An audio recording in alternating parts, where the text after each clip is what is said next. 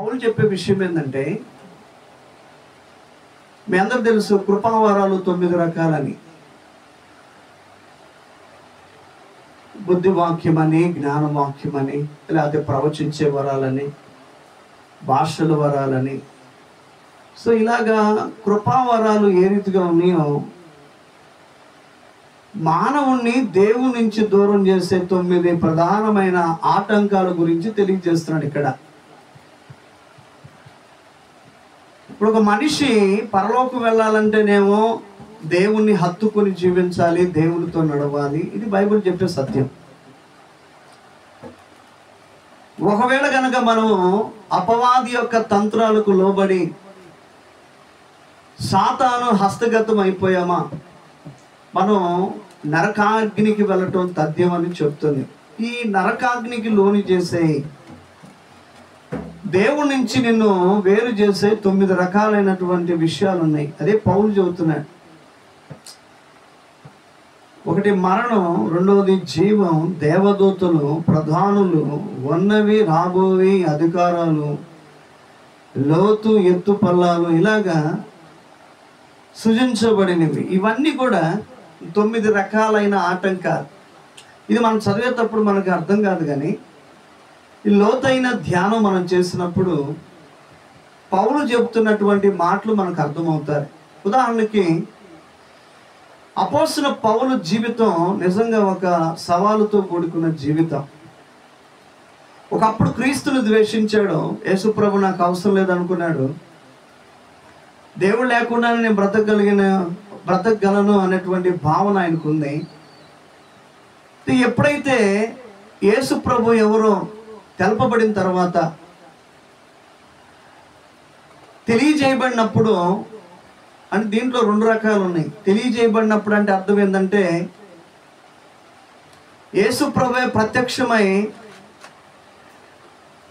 నేను యేసుప్రభుని, నేనే నిజమైన రక్షకుడిని, నన్ను నా ప్రజలు ఎందుకు ద్వేషిస్తున్నావు అని ఈ దమస్కు మార్గాన దేవుడు గనక పౌలు కనబడకపోతే పౌలు మారు మనసు పొందేవాడు కాదు. ఇదే తెలియజేయబడినప్పుడు అంటారు. తెలియజేయబడింది. రెండవది ఏంటంటే తెలుసుకున్నాడు దేవుని గురించి. ఇప్పుడు క్రైస్తవులు చేయాల్సినటువంటి ప్రధానమైనటువంటి 2 కర్తవ్యాలు ఏంటంటే, ఒకటి దైవ సేవకుల చేత నీకు క్రీస్తు గురించినటువంటి బోధలు తెలియజేయబడాలి.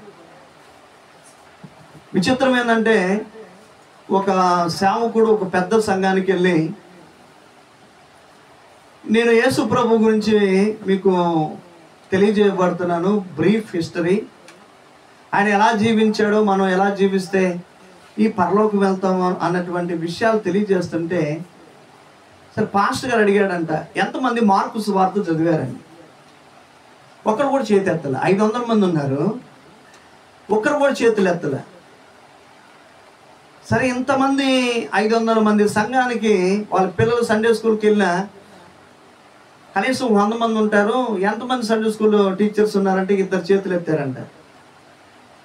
వాళ్ళని అడిగాడంట పాస్టర్ గారు, అయ్యా మీరిద్దరు, ఒక అమ్మాయి ఒక అబ్బాయి, టీచర్లు 2, మీరు మార్కు సువార్త చదివారంటే వాళ్ళు కూడా ఏం మాట్లాడతలేదండి.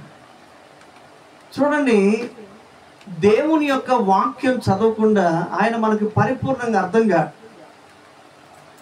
మీరు టీచర్ని ఏం అర్థం చేసుకుంటారు చెప్పండి?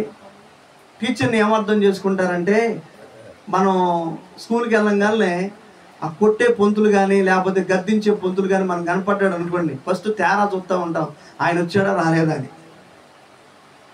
రాలేదు అనుకుంటా ఉండేసరికి ఆయన ఏ యాబ్సెంట్ స్థాయి నుంచో లేకపోతే క్లాస్ రూమ్ నుంచో బయటకు వస్తాడు, అయిపోయిందిరా మన పని అనుకుంటాం. అంటే టీచర్ కనపడంగానే మనకి ఏమర్థం అవుతాడంటే, ఆయన ఓ పీడించుకు తినేవాళ్ళలాగో, ఆ కొట్టేవాళ్ళలాగో, తిట్టేవాళ్ళలాగో, హోంవర్క్ బాగా చేయించేవాళ్ళ కనపడతాడు. ఆయన యొక్క విలువ, ఆయన యొక్క కష్టం మనకు ఎప్పుడు తెలుస్తుంది అంటే, ఓ +2కి వచ్చినాకో, +2 అంటే ఇంటర్మీడియట్ స్టేజ్, లేకపోతే ఒక డిగ్రీ చదువుకున్నప్పుడు మనకు ఉపాధ్యాయుల యొక్క విలువ తెలుస్తుంది. పౌలు కూడా దేవుని యొక్క విలువ తెలియలా. అన్లెస్ దేవుడు అతనికి తెలియజేసినప్పుడల్లా, అంటే తెలియజేయక ముందు ఆయనకి యేసుప్రభు అంటే ఎవరో తెలియదు. మొత్తానికి ఆయన ఒక వడ్రంగి వాణుగానో లేకపోతే ఒక యేసేపు మరియా కుమారునిగానో ఒక సాధారణమైన మనిషిగానే ఈ యొక్క సౌలు ఎంచుకున్నాడు. కానీ యేసు ప్రభు దేవుని కుమారుడని, ఆయన శక్తి కలిగిన దేవుడని ప్రభు తెలియజేసినప్పుడు, తర్వాత వ్యక్తిగతంగా తెలుసుకున్నప్పుడు దేవుని యొక్క గొప్పతనాన్ని, ఔన్నత్యాన్ని తెలుసుకోగలిగాడు. నేను ఇందాక చెప్పినట్టుగా మనకు డిగ్రీ వచ్చినాక ఉపాధ్యాయులు విలువ తెలియదు అన్నట్టుగా. సో దేవుని వాక్యంలో పౌలు చెప్పేది ఏంటంటే, దేవుని ప్రేమ నుండి మనల్ని ఎడబాపేది ఏది ఉంది అని ప్రశ్న వేస్తున్నాడు.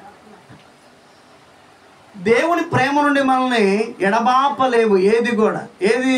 మరణమైనను, జీవమైనను, దేవదూతలైనను, ప్రధానులైనను, ఉన్నవైనను, రాబోయేవైన, అధికారులైనను, ఎత్తైనను, లోతైనను, సృజించబడినది ఏదైనాను క్రీస్తు ప్రేమ నుండి నన్ను ఎడబాపేది ఏది కూడా లేదు అని చెప్తున్నాడు.